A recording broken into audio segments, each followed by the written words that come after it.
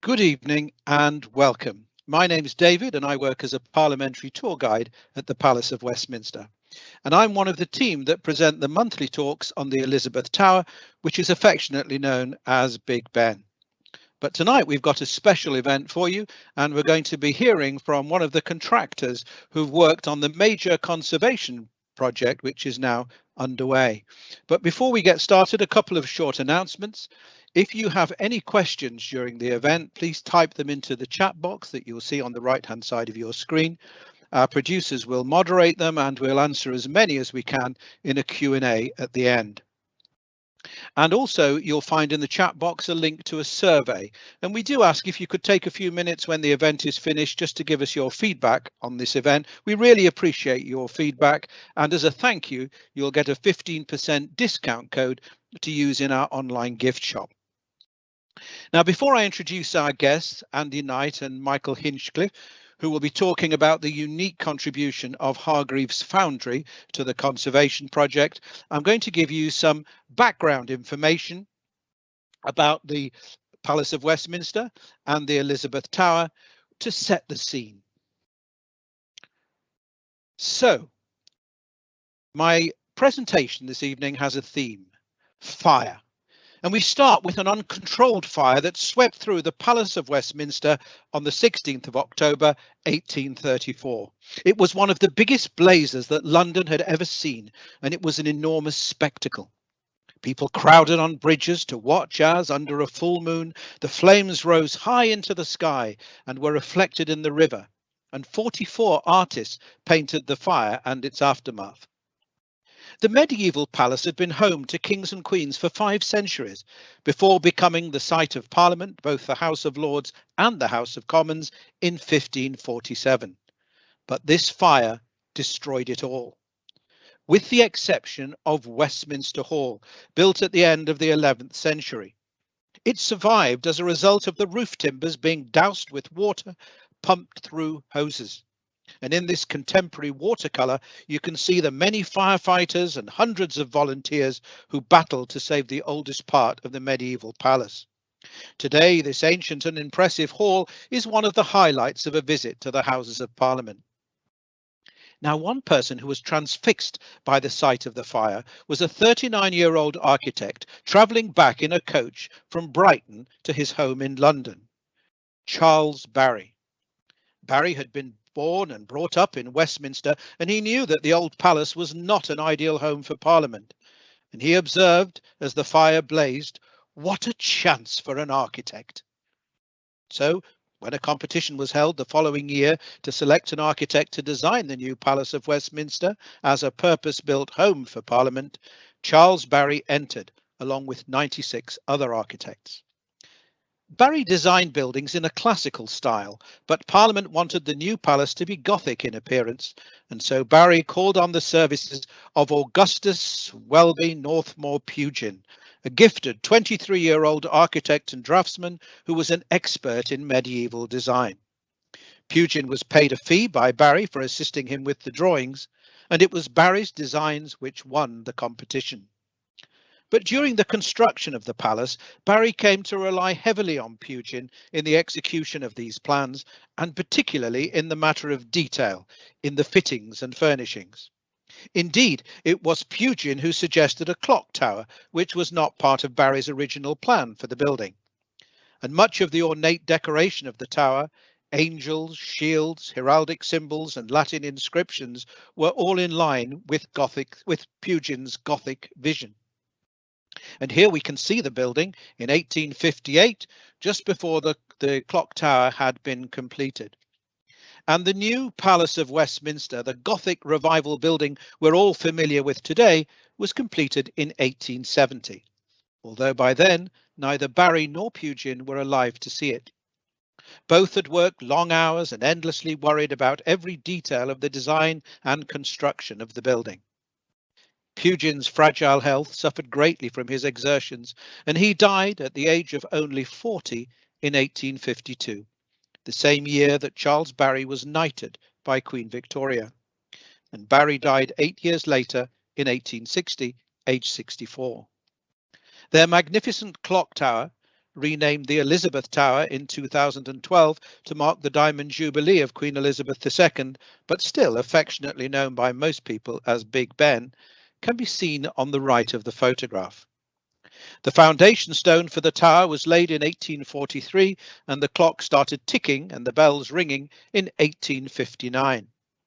Now, the fascinating story of what happened between those two dates is told in a talk entitled Elizabeth Tower from Construction to Conservation, which also features an amazing photographic record of the conservation project. The next of these talks is on Wednesday, the 4th of August, so do book a free ticket on the UK Parliament website if you would like to join. Now, since 1859, there have been a number of conservation projects, and the clock tower was first scaffolded in 1934 to repair damage caused by years of soot, smog and pigeons. To hide the worst of these effects, black paint was used on the clock faces or dials for the first time. But 5 years later, the Second World War broke out. And on the night of the 10th of May 1941, fire returned to the Palace of Westminster. Incendiary bombs destroyed the House of Commons chamber and significant damage was done to the south side of the clock tower. Although the clock continued to tick and the bells to chime, the glass in the south clock face and the stonework of the belfry were badly damaged. Essential repairs were carried out in the 1950s.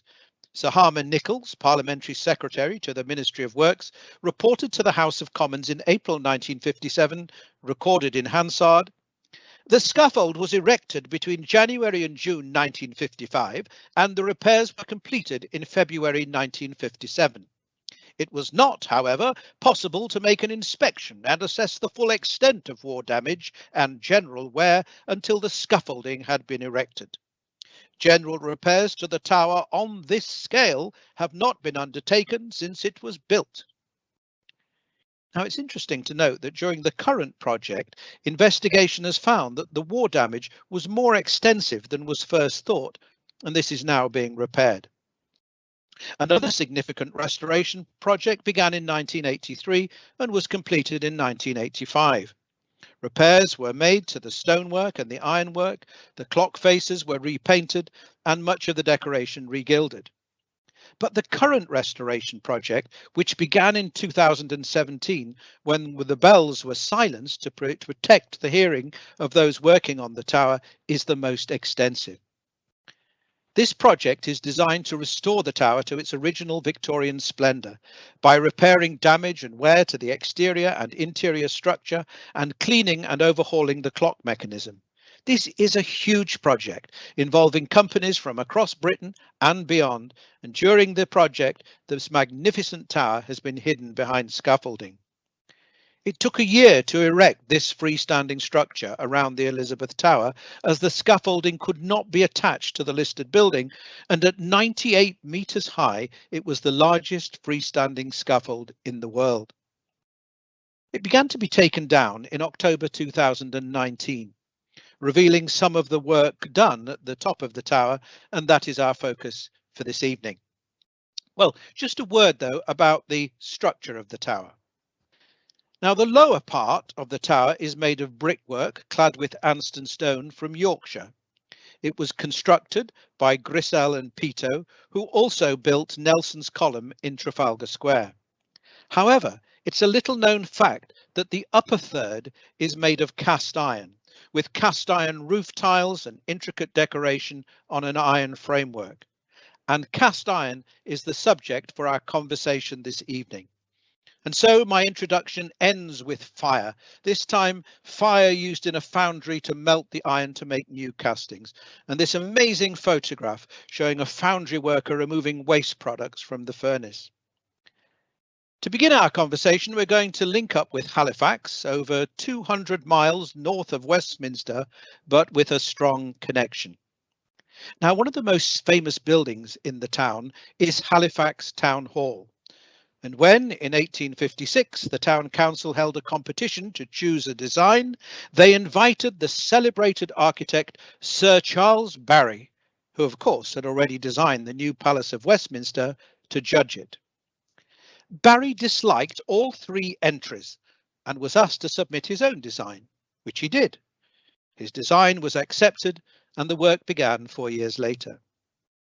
As I mentioned earlier, Charles Barry died in 1860, so it was his son, Edward Barry, who oversaw the work to complete Halifax Town Hall, as he also did for the last 10 years in the Palace of Westminster. And from a famous Halifax building to a famous Halifax company, Hargreaves Foundry, a long-established foundry producing iron castings for a wide range of applications, and as it says on the company website, with a cast iron guarantee of quality. So let's meet now the two people who are going to be talking to us about their work this evening. And let's start with Andy Knight. Now, Andy was a foundryman for over 47 years, who started his career as an apprentice in a South Gloucestershire foundry, and who moved north because of education and work.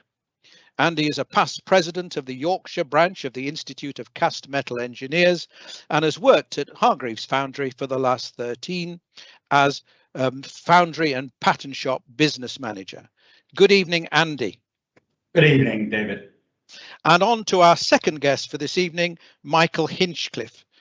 Michael is the face of Hargreaves Foundry and his current job title is chairman, although he says he thinks this is a little preposterous, as what he really is an iron founder and proud of it. Michael has been an iron founder for 45 years, the last 37 at Hargreaves. So good evening, Michael. Hi there, hello everyone. And welcome to the Iron Men of Halifax. So before we talk about your work on the Elizabeth Tower Conservation Project, let's have a quick roundup of some of the other work you've done in recent years, starting in Halifax and then travelling around the country. Now, this is the Peace Hall, founded in 1779, which opened in 2017 after a major conservation project. Can you tell us about your contribution there?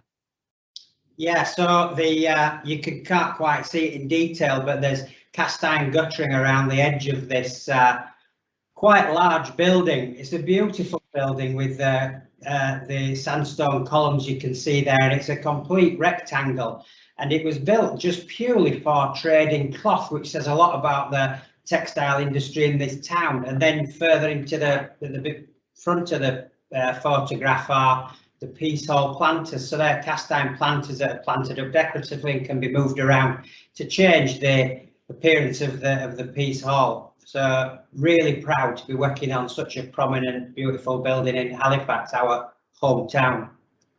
Lovely. And let's move now to Manchester and some attractive but functional cast iron bee planters, which you recently made for the City Council. Can you tell us a little bit about them? Yeah, the Manchester Council approached us 5 or 6 years ago to make some planters. I think they got a dual function. One, obviously, to make the urban design of the city centre look spectacular. They got plants there. It gives a bit of greenery to the city centre. Also, there's a function for security as well. That's why they're always clumped in trees, just to ease people around and things like that. So they're great, and we were very proud to have made these for Manchester. And I think it's true, isn't it, that the bee also features on other street furniture like bollards and waste bins and seats. So there are bees everywhere if you look for them in Manchester. Yeah, I mean, hopefully within a few months we'll be working on Manchester Town Hall, and that's got the mosaics of the bees in actually the flooring of Manchester Town Hall. So it's been a symbol of Manchester for over 2 centuries now. Wonderful. Right, so now a much larger project in London, and the 396 cast iron columns that you made for 1 Pancras Square, which was opened in 2013 and is situated close to King's Cross Station. Yeah, it's great that the cast iron was used in a more contemporary style, showing how versatile it can be. And yeah, great project for us, and another reason for us to go down to London to King Cross Station. This building's in between King Cross and St Pancras, and it's great to be able to see our cast iron in a contemporary style and usually used in such another prominent place. And I think it's true, isn't it, that kind of decoration on those columns is something that you could only do in that detail using cast iron? I'm sure it could be done in other materials actually, but it certainly suits cast iron. It's great going down to have a look at this thing, and there's somebody roaming around tapping the material and wondering what it is. But it does fascinate people, and it's great to be on hand the few times I'm there to inform them that it is cast iron from Halifax. Wonderful. Great, thank you very much. And just one other area we'd like to look at, and that's where you've collaborated with artists on fine art castings. And this artwork, I think people might recognise, but it looks like it's on the wrong scale in this photograph. Can you tell us what we're looking at? Yeah, it is on the right scale actually. It's Anthony Gormley's Angel of the North. We made a couple of these for him before the big angel went up in Gateshead in '98, and these are Anthony's life-size angels. So they're 6'4" tall, and you know, with the forerunners really to Gateshead's large steel angel. Fantastic. I think that Anthony Gormley, actually Sir Anthony Gormley, I believe he is now, you've had quite a long ongoing relationship with him, and I'm sure some of our audience might be familiar with some of his other works, like the 100 Figures on the Beach at Crosby in Merseyside. I think that's called Another Place.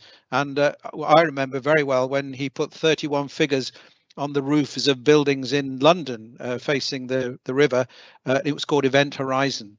It seems hard to believe that that was 2007. It seems so recent, but it's great that you've had that long lasting relationship over 25 years with such a well-known artist. Now, talking about relationships, I would like to talk a little bit about a relationship that you've had with Shepley Engineers Limited of Sheffield, who are the major contractor for the repair and replacement of the cast iron on the Elizabeth Tower and the Palace of Westminster. And I think some in the audience might have attended Shepley's presentation last month. So can you tell us about that relationship and the amazing structure that we're going to see in the next photograph?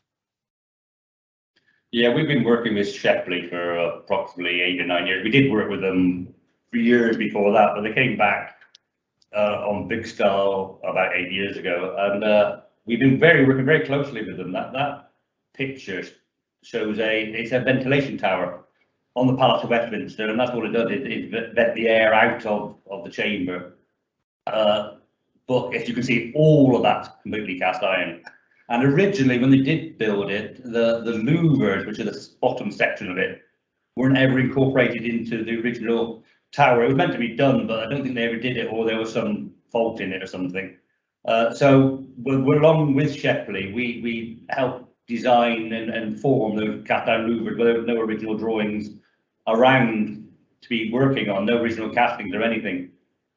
So there's lots of all that louvering section is completely brand new, and the support mechanisms to keep the louvers in place is brand new. Lots of other castings on that tower are original, but there's lots of replacement ones as well. Thank you. Yeah, so that's one lasting piece of Hargreaves Foundry work on the palace. But I'd like to turn now to the tower and your contribution to the Elizabeth Tower restoration project. I think this is right in saying is essentially to produce replacement iron castings for 160-year-old items that couldn't be repaired. And I think in doing that, you've often had to work not from a drawing, but from the original item taken from the roof, which sometimes was badly damaged or distorted. So can you tell us about Hargreaves' role as problem solvers? Yeah, what tends to happen, there's never any drawings with these things. We get an original casting, whether it's been damaged in war or it's by a movement in the building, it cracked, or even in actually some cases, the original casting actually wasn't that good to start with, but the contractor at the time put up with it. So we made a replica. The trouble is making a replica, sometimes the castings weren't exactly square, they weren't exactly parallel. So we had to discuss with Shepley what they wanted back. They obviously wanted a casting of the same size, of the same dimensions, but those dimensions varied all over the place. So it was a cooperation to get what they wanted, not just purely a replica of the existing casting, but make sure the casting works for them when they put it back on site. Thank you very much. Now, much of the original cast iron work on the Elizabeth Tower was carried out by London-based foundries, including those owned by John Jay and Jabez James. But let's take a moment to think about another Victorian foundry owner whose premises were in Water Lane, Halifax. Ebenezer Hargreaves. What can you tell us about him, Michael? Well, in the 1881 census, he was casting iron down Water Lane with 6 labourers, and that was on the site of the picture you can see there. They'd obviously, I would think they'd expanded by then. There's more than 6 people working there, so unfortunately we don't know the date of this, but you know, it'd be in the late 1800s, early 1900s, I guess. But it's fascinating looking at that. I know exactly where those buildings are now. A lot of it's changed. We're a bit of a bigger organisation than you can see there, but it's fascinating to me. I can look into the yard and I can see guys, you know, working in the yard, and of course this might be an artist impression, but it's pretty accurate as far as a foundry goes. The furnaces are still in the same place now as they were then. For a fascinating insight into what life must have been like then, and getting the original castings back from the Palace of Westminster, and Andy myself looking at those castings and trying to work out what's the best way to make them. But we can see detail on there that the craftsman of 160 years ago left. We know how he has made that casting, and it gives you an insight into how someone was thinking all those years ago, a foundryman like ourselves. And you can't help but wonder what their lives were like.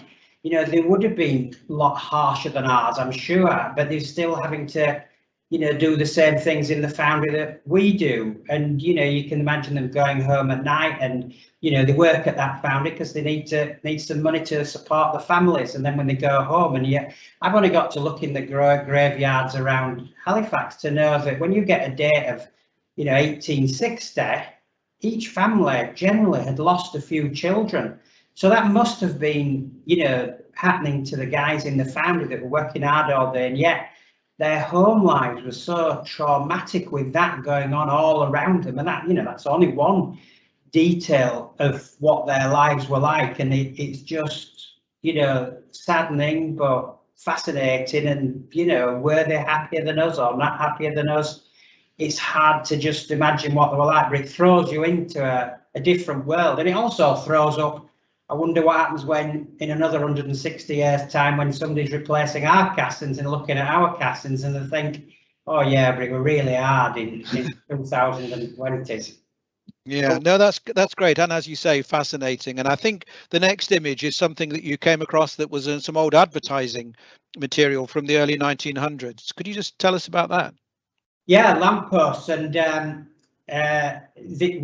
patterns for those lampposts were still here when I arrived, and actually because they weren't suitable for the types of castings we were trying to produce at the time, I'm very, very sorry to say that I destroyed the patterns, but they weren't going to be any use for us. But the patterns for the smaller columns on either side of the large one there, they were used by the Halifax Corporation as they've been taking them down over the last few years.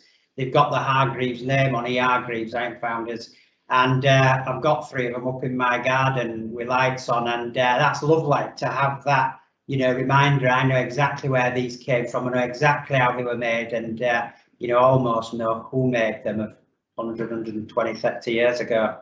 Yeah, that's great. I mean, I noticed at the top of that, it says that E. Hargreaves and Company are respectfully drawing the attention of corporations, local authorities and so on. So they were going beyond Halifax to find their work. Yes, I've no evidence that they sold much outside Halifax, to be honest. They got into the machine tool industry sometime in the early 1900s, which for us was based in and around Halifax, and we're still working in that industry as I was when I came to Hargreaves in 1984. Let's talk about that, Michael, because, you know, a successful foundry that ran for all those years, by the 1980s, not just Hargreaves Foundry, but many foundries, I think, were running into difficulties. And it eventually closed down. But some years before it did close down, Michael, this is where I'd like to go back to, is that when you were 10 years old, I think your father took you for a visit to Hargreaves Foundry. And I wonder if you can remember what you thought when you, as a child of 10, of that foundry. Yeah, my dad were a supplier to this foundry, so it must have been a school holiday or something, and I was getting dragged around with him and went into this foundry. And when I got in there, it was sort of dark and a bit dusty and noisy, and they were casting at the time, and there were men digging holes out in the ground where they made the castings, and the metal was moving around, the overhead cranes were working, and it was just an absolute hive of activity, a real buzz, a real energy about the place. And I can remember distinctly thinking to myself, oh my giddy aunt, I hope I never have to work anywhere like this. But actually you did, and 1984 I think was the year you actually started working there. Can you tell us how that came about? Yeah, been in the Hargreaves Foundry for just over 100 years, and Kenneth, the grandson who had run it pretty successfully, decided to close it because the engineering industry around us was collapsing, the foundries closing down in their hundreds, and it took an inevitable decision to close it. He closed it honourably, paid everybody off, he didn't go bust, and but my dad still supplied Hargreaves Foundry with a lot of patterns, so it was my dad's interest to keep the thing open, so he suggested if he bought the buildings I could come and open it up and run it as a foundry, which I jumped at the chance at age 24 and have been here ever since. And I think we have a photograph of you at the foundry a few years later in 1993, pictured next to something very unusual. What is that?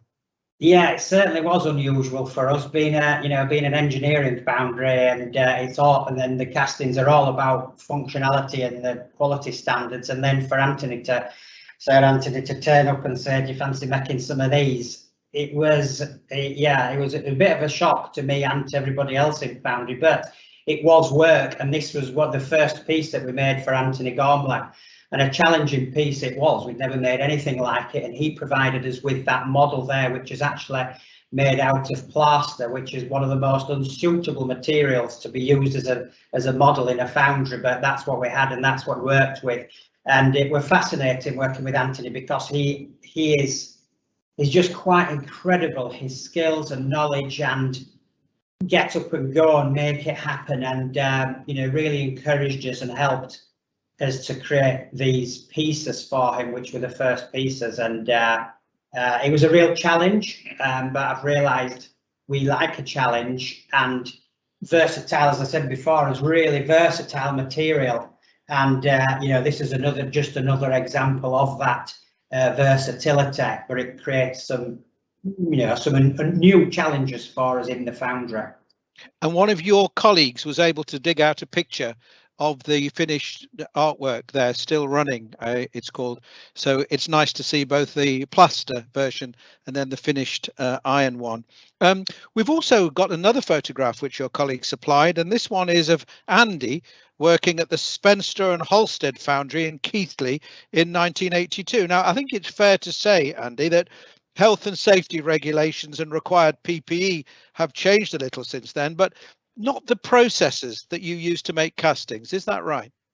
Virtually, yeah. The casting processes have been similar for centuries and centuries. And this was a small production foundry in Keighley making parts for shop glass machinery in green sand. It was very typical of British foundries in the 80s. You say PPE wasn't really required. But there's lots of little foundries, obviously with better PPE now, that are doing very similar things still in Britain in green sand. But so to say, but that sort of production, that was a medium-sized production foundry, most of them are closed down, and all that's shipped out to either Eastern Europe or China these days.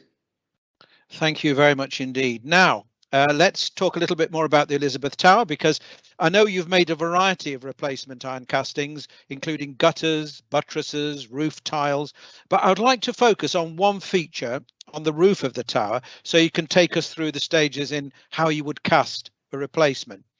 And in the next photograph from the inside of the spire, we can see unglazed windows among the cast iron roof tiles that allow the sound of the bells to ring out over London.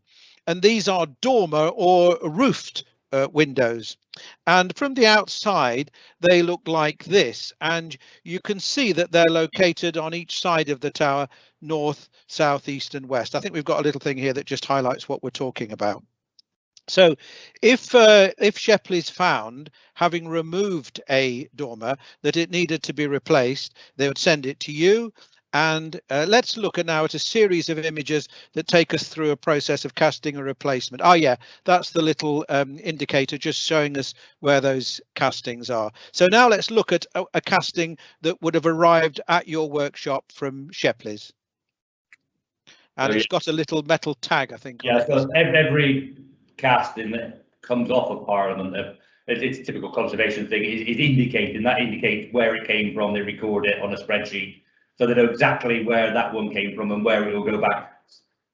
This one will go back because it's replacing one that's probably broken somewhere, but we want a good one to be able to replicate it.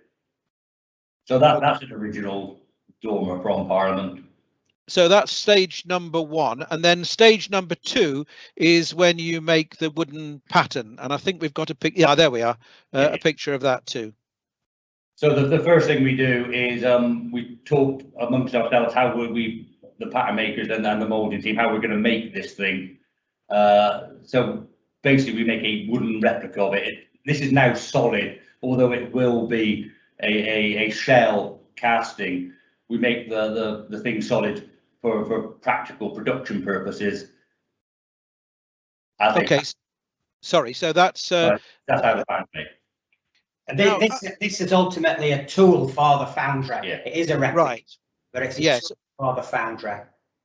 So this is a replica, and the people in this part of the foundry are making these patterns. That's what they do. How many people would there be in that part of your business? Well, normally we got 4 full-time employees, and we use external employees now and again, depending on how busy we get. Well, why is it so few people if they've got all this work to do? It varies. Sometimes we don't have a lot of work, and sometimes we're really busy. It's very, like a lot of our work, is very fluctuous. We don't know what's coming next. And sometimes it might be that it'll take a pattern maker maybe 3 or 4 weeks to make a pattern for a dormer like this, but it might be that we've got 100 of that casting to make, so there's only one pattern to make initially, and then we've got maybe 100 or 200 castings to make.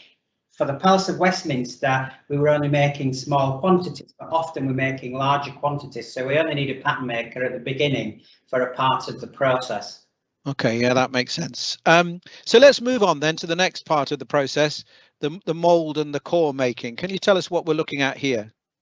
Yeah, well, sorry, Andrew, that is the pattern. We put a silver coating on it that stops the sand sticking to the pattern, so it's hard to identify exactly what's happening there, apart from we're filling that box with the pattern in it full of sand. That sand's mixed with a resin binder, and the sand is the black part of what you can see there, and the moulder's ramming that sand into that box, and when that box is full, the sand will set hard, and then we can tip the hard sand out of that box, and it gives us a mould which is the opposite shape of the casting we're wanting to make, and maybe the next picture would show that. Yeah, let's have a look at that next image. And obviously part of the skill of the pattern maker is to make sure he makes a pattern that will withdraw from the mould, so it doesn't stick at all. It has the right tapers on and things like that. So what we're seeing there is the sand mould that we can see there, and you can perhaps just see the curvature of the roof of the dormer or the roofed window. So yeah, I don't think you'd ever guess it was sand, would you? If you just no, that's what it is. That's sand. So actually, to make the dormer, we have two of those triangular moulds that fit together, one on top of the other, that makes the cavity for the whole dormer. That's great. And question that I was wondering, and I think we've got an image that shows this, is where the iron comes from that you're now going to melt down to pour into those moulds. And I wonder if you could just say a word about that, Michael.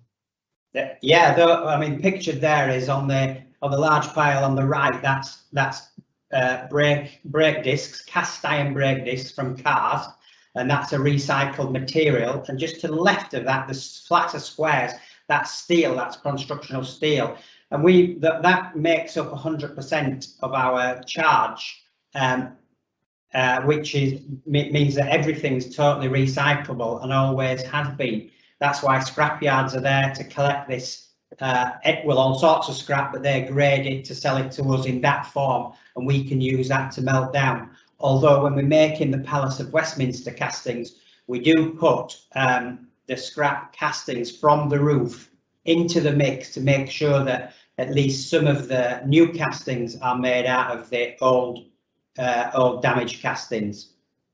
That's wonderful. So when it's melted down, the next stage is pouring it, I guess, into the mold. Is that right? That's right. The metal comes out of the furnace around about 1500 degrees, 1450, something like that. We take it to the molds. The lad there who control it, the crane operator that controls the height and the crane, and then there's a lad who's actually physically pouring it. It's just like pouring water, but it's 1400 degrees. It's very dangerous. So that's why they got the PPE on. They know what they're doing. It looks spectacular, but they're very good at doing it. You've got to respect this stuff. It is, like Andy says, 1400 degrees centigrade. That's hotter than the magma in the earth, hotter than the lava that comes out of it, and considerably heavier, 7 times hotter than water, 15 times hotter than boiling water. So it's it's a heavy material that needs a lot of care managing. That's really interesting. And then the next stage, I guess, when it's cooled down, is to get the new casting out of the mold. That's right. Yeah. We'll go. Yeah. Sorry, go on, Andy. Yeah, we leave them overnight to cool down, and then on the next day, we remove the sand, break the sand mold up, and lift the casting out. Remove any casting, any sand within the casting, and then transfer it to the finishing department. It's a very dramatic picture. It looks like a coffin being opened up, doesn't it? Yeah. And then when you've got the casting, I guess it needs to be cleaned up to remove any marks from the mold, so it's perfect. And that's what we're seeing now, isn't it? That's right. That's the final cleaning section, which is called speckling. Basically, it's removing all the extraneous material we don't want on it, any flashings, any joint lines, things like that. Okay, so that's the whole casting process from start to finish. Thank you very much. I think that was really informative. And now we've got a picture of 2 of these dormers, and at first glance they look identical until you notice the tag on the one on the right, and then when you look a bit closer you notice the condition of the one on the right compared to the one on the left, and it looks like the one on the right might be corroded from years of being on the tower, but that's not correct, is it, Michael? No, we and I know some of the castings have been scrapped for this reason, because they're deemed to be not suitable for the future. But the defects on this casting, these little holes, were definitely a casting defect at time of manufacture 160 years ago, and presumably the time constraints and the building program and the quality control just wasn't as good in those days. So we know that we don't want to cast those sort of defects into a casting, and there's no possibility that we would. And somebody has passed this casting off, and somebody has filled it up in those years gone by. But yeah, deemed to be a corrosion, but it isn't a corrosion. It's a defect from those foundry guys, and 160 years ago, not surprising with what was going on at home at the time in their lives. They didn't get everything right. But obviously, even though the processes haven't changed, the quality control is obviously much more stringent in your foundry.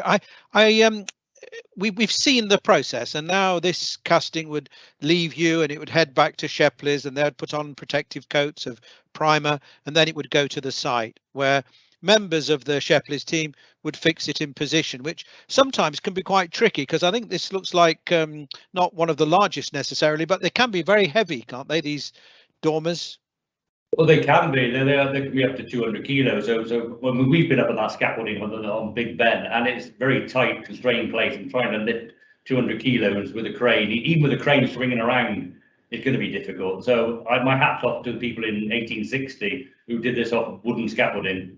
Indeed, because I think this picture is a team from Shepley's putting the last one in position, which I think is why they all look so happy, because they've actually got to the end of the process. Because as we saw in the photograph earlier, they start very large at the bottom and get smaller as they go up. Now, and when the final stage of this, when they're in place, is painting them and gilding them, and we can see here some finished examples.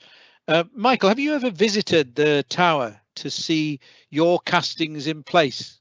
Yeah, I've been up there a couple of times, and you know what a privilege it is to be up there. One, to see our own castings so up close, and to see the care and attention from Shepley's, you know, fitting the things in.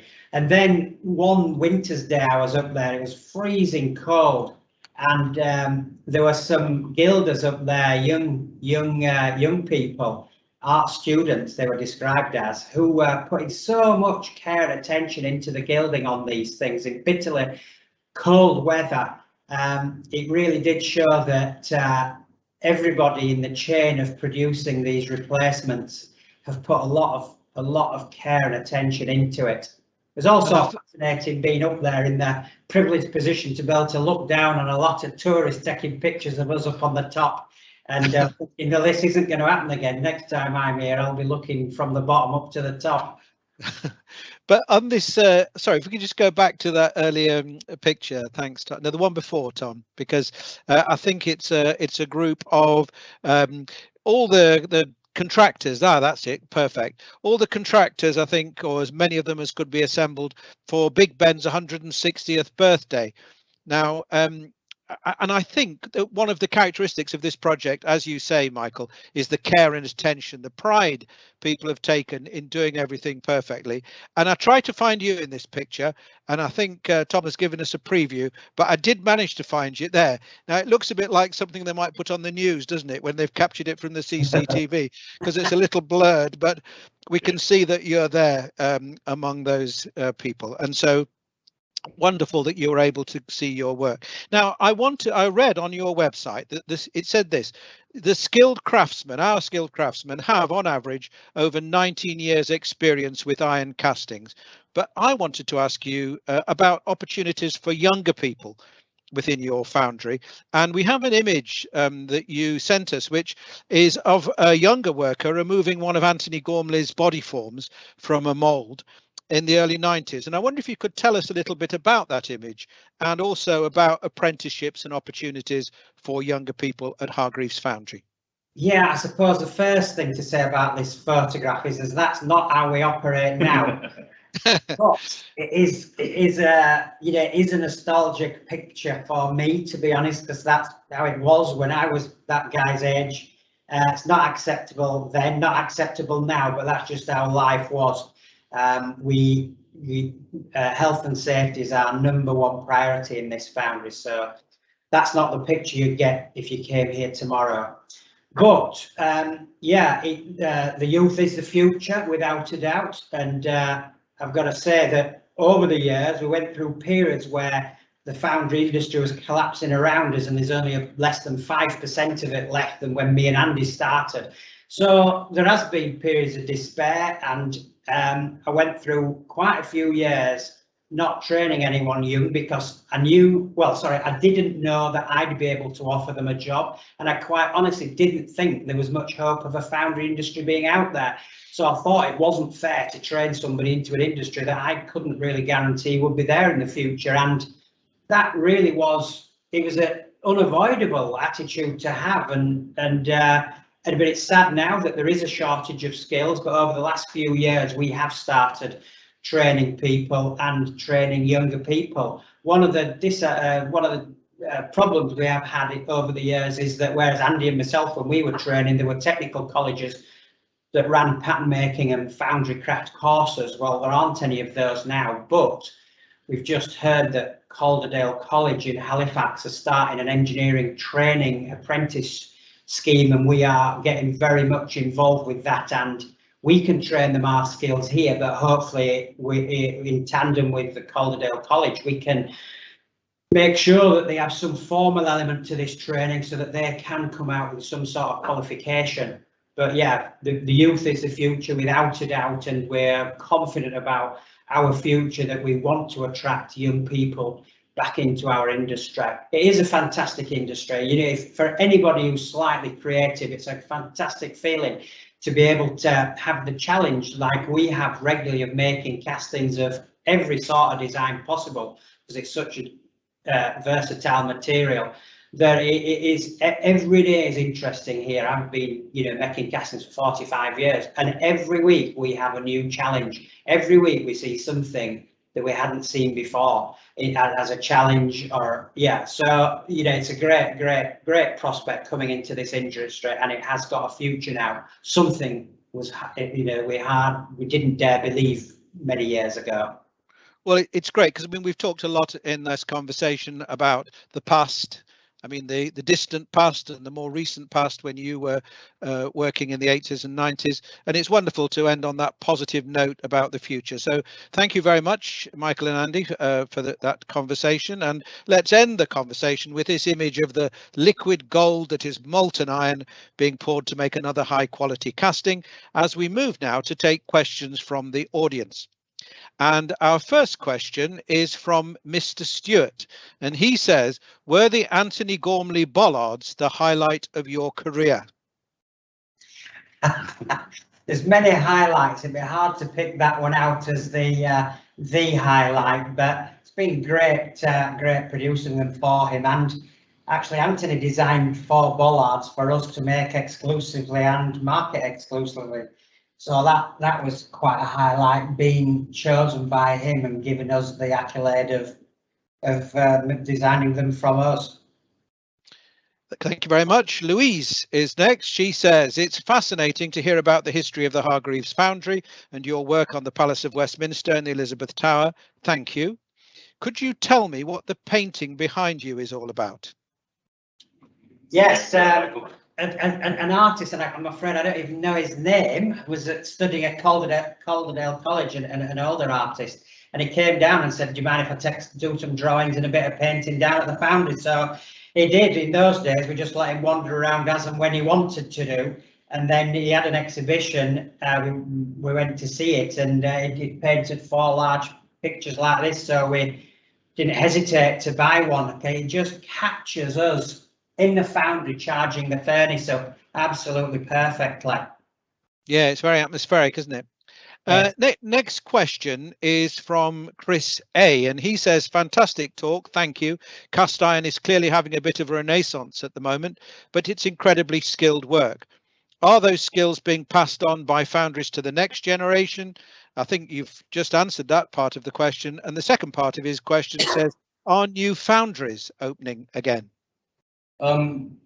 Significantly, actually, Sir Anthony owns his own foundry in Hexham these days, and that was a bankrupt foundry that he bought the buildings, a bit like Michael's father, and restarted a foundry in Hexham. So that's good news. Yeah, there are movements to get casting back into the country, but we've got such a low base these days, it's difficult. It is difficult to make the thing survive, you know, foundry industry survive in this country, quite frankly. But there's still a demand for castings worldwide, and I went to the World Foundry exhibition in Dusseldorf a couple of 3 years ago, and I was astounded to see how the worldwide foundry industry is absolutely booming. And from being, you know, coming from this industry that's done nothing but collapse all my lifetime, it was quite a surprise to see that, really. So it's a case of us in this country getting our act together, making sure that we can attract the right sort of young people to run this industry in the future and compete. But it is very, very difficult when you're competing with lower cost countries. Very, very difficult. Thank you very much. Next question is a more technical one, I think, from Malcolm Loveday, and he says, are the new castings made from the more ductile SG iron? And also, have you ever cast bells or frames for turret clocks? And he also thanks you for a very interesting talk. I can answer both parts actually, but we've never made anything for turret clocks, to be honest. No. We do make ductile iron here, but majority of the castings we made for Elizabeth Tower Big Ben are in traditional grey cast iron. There were some of the parts that we did make in ductile, the things that might be under stress and things like that. So we have done both. But traditionally, on restoration projects, if it was originally cast iron for a reason, it was 150 years old, it hasn't broken, it will last another 150 years if we put a new, and it's a better quality cast iron than it was prior anyway. So yeah, both. We do make replacements in cast iron. We have made some replacements in stronger ductile iron, which by the sound of it, its name is a ductile material as opposed to a slightly brittle material, which is a normal cast iron. Thank you very much. And that fits in really well with the next question that says, do you have problems with castings cracking as different parts cool down? And if that's the case, how do you fix that problem? Well, castings become get different stresses in them as they cool down if it cools down unevenly. So the secret is to make sure that the casting cools down evenly. So that is, leave it in the mold a long time until it's cooled down, till it's stopped contracting. I mean, the Victorians were clever engineers as well. They knew about casting. If you look at all the castings we made for Elizabeth Tower, they're all of an even section, whether it be the guttering and the tiles, things like that. They're all even sections. They didn't make castings incorrectly at that time, so we're not making them incorrectly now. Thank you very much. Brian has an interesting question. He says, is the requirement nowadays to be greener with fuels going to threaten the future of cast iron works? I do hope not. And he also thanks you for a very interesting talk. It is threatening manufacturing in general, and cast iron does use a lot of fuel to one way or another to melt the iron. But I think, you know, we've not really calculated it out. But on balance, when a product lasts for 160 years plus, just bear in mind we're only replacing 20% roughly of the roof of the Palace of Westminster. So if the castings are going to last 160 years to 200 years or possibly beyond, that needs to be factored in. But it is an issue. The energy we use to melt the metal is an issue, and it's a challenge to manufacturing in general. Thank you.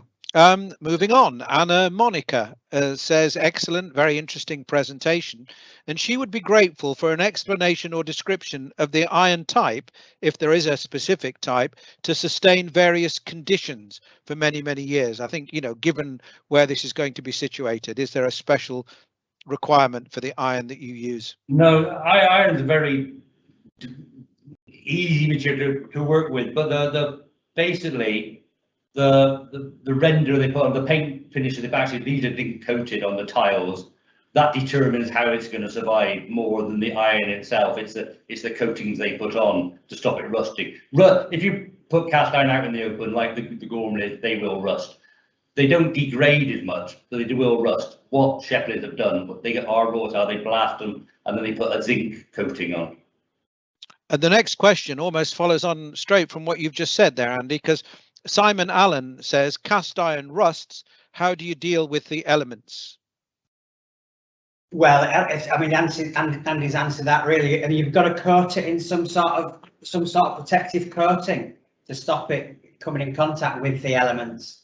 But it does rust slowly. Anthony Gormley exhibits most of his work in its raw state, and you know, the pieces on the beach at Crosby,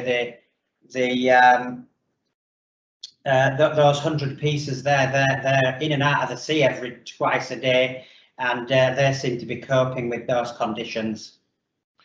Thank you very much. Hannah says, good evening, thank you for a very enjoyable, informative talk. I wonder if Hargreaves Foundry played any part in the construction of the clock tower at the Pierhead building in Cardiff Bay, which is quite often referred to as the Welsh Big Ben, as the work was overseen at the time by Edmund Beckett Denison. Bit of a historical question there for you.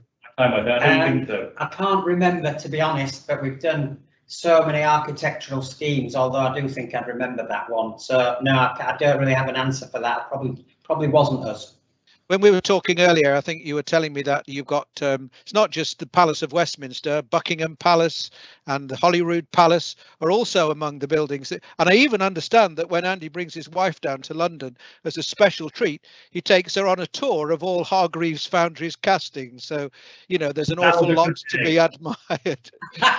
Okay, Absolutely fascinating presentation, says Kath, and wonderful to see the passion you have for the work. Thank you. How did you transport the finished castings to Westminster? That's actually a Shepley problem, not ours.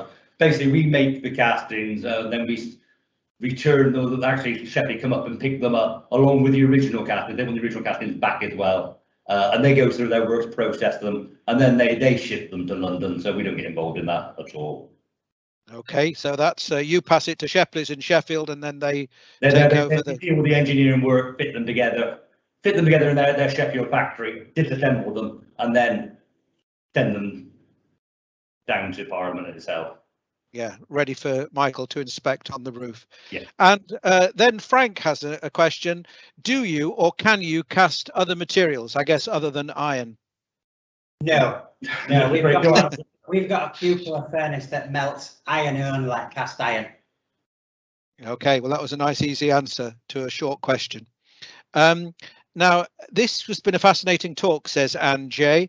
I've been in a foundry, and obviously it was a memorable moment, as it was for you, age 10. What is the most difficult shape to mould, she asks?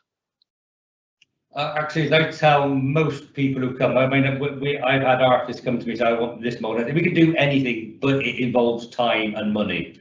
So obviously the commercial things we make for engineering customers are designed to be castings, are relatively easy to make. The more difficult stuff, what artists want, yes, we can make it, but it takes time. So there is no limit. There are limits on the material specification. You can't make things too thin because it's a brittle material. But if you want something really complex, we could probably make it, but it will just take ages. And actually, surprisingly, in practice, making gutters is one of the most difficult castings to make, because you've got to make them straight, and they don't want to stay straight when they're cooling down. So actually, of all the forms we make, it's probably one of the simplest, but actually it's one of the most difficult to get right. Thank you very much, Michael. And Anne, if you have something in mind that you want casting, it sounds like you have to be patient and have a deep wallet. But anyway, thank you very much. I'm sad to say that's all we've got time for this evening. Thank you for all those questions, and a reminder that the next talk on the construction and conservation of the Elizabeth Tower is on the 4th of August, and so do book for that if this has whetted your appetite. Don't forget, please, if you have a moment, to fill out the survey. And remember, you get your 15% discount code to use in the Parliamentary gift shop. And thanks so much to Michael and to Andy for giving up your time to share with us all of those wonderful stories this evening. And thank you to everyone who's come along to this event. And finally, I just want to thank the team, the backstage team, Sam and Lindsay and Tom and Isabel, who've made sure that we've stayed on track and got safely to the end of this presentation. So all that's left for me to say is thank you very much and good night.